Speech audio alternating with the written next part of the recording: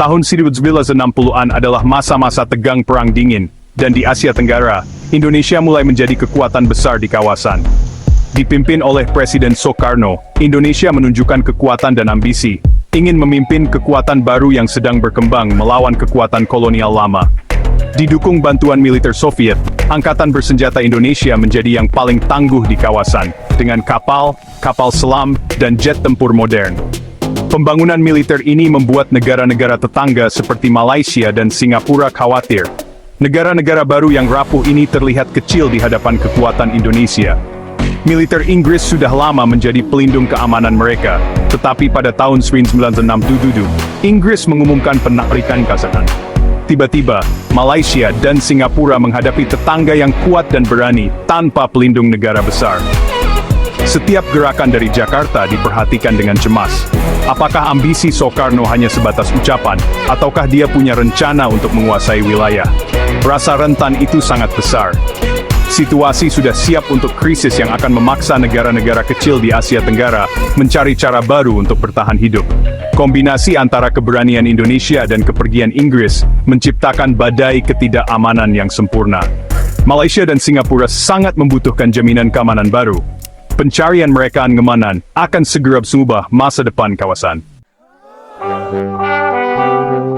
Ketegangan meledak pada tahun 1963 ketika Malaysia dibentuk, menyatukan Malaya, Singapura, Sarawak, dan Sabah. Soekarno melihat ini sebagai rencana Inggris dan meluncurkan konfrontasi, perang tanpa deklarasi berupa penyusupan dan sabotase. Pasukan Indonesia menyeberang ke Kalimantan, bentrok dengan pasukan Malaysia dan persemakmuran dalam perang hutan yang brutal. Ancaman itu kini nyata. Kelangsungan hidup Malaysia dan Singapura bergantung pada dukungan Inggris, Australia, dan Selandia Baru. Konflik ini mendorong kawasan ke ambang kehancuran, membuktikan bahwa tanpa bantuan dari luar, negara-negara kecil rentan. Pengalaman melawan Indonesia menjadi pemicu untuk Fakta Pertahanan Permanen. Benih-benih pengaturan keamanan baru ditaburkan di tengah panasnya konfrontasi. Setelah konfrontasi berakhir pada tahun 1966, ketakutan masih ada, terutama ketika Inggris memastikan penarikan militernya. Malaysia dan Singapura membutuhkan kerangka keamanan baru. Negosiasi dimulai dengan Inggris, Australia, Selandia Baru, Malaysia, dan Singapura, semua mitra persemakmuran. Hasilnya, Pengaturan Pertahanan Lima Negara atau FPDA yang didirikan pada tahun 1971. Berbeda dengan NATO, FPDA bukanlah aliansi yang mengikat, tetapi fakta konsultatif. Jika Malaysia atau Singapura terancam, kelima negara akan berunding untuk mencari tanggapan. Komitmen yang fleksibel ini mengirimkan pesan pencegah yang jelas. FPDA menjadi perisai yang ditempa dari ingatan konfrontasi, memastikan Malaysia dan Singapura tidak akan pernah menghadapi ancaman sendirian. Keterlibatan kekuatan eksternal membuat setiap serangan menjadi lebih berisiko bagi calon penyerang. Awalnya, FPDA fokus pada ancaman Indonesia, tetapi seiring membaiknya hubungan, tujuannya berkembang. Indonesia menjadi mitra di ASEAN, dan gagasan invasi memudar. FPDA bergeser dari melawan musuh tertentu menjadi membangun kerjasama keamanan regional. Latihan militer bersama menjadi tentang kepercayaan dan kemampuan bekerja sama, bukan perang. Pengaturan ini beradaptasi, fokus pada stabilitas dan kolaborasi. Bahkan Indonesia diundang untuk mengamati latihan, tanda perubahan zaman.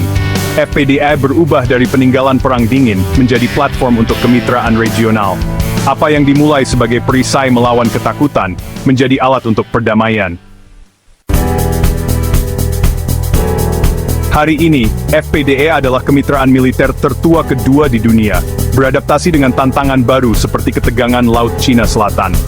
Sistem pertahanan udara terpadunya mengordinasikan pengawasan dan latihan bersama tahunan, kini mencakup kontraterorisme dan bantuan bencana.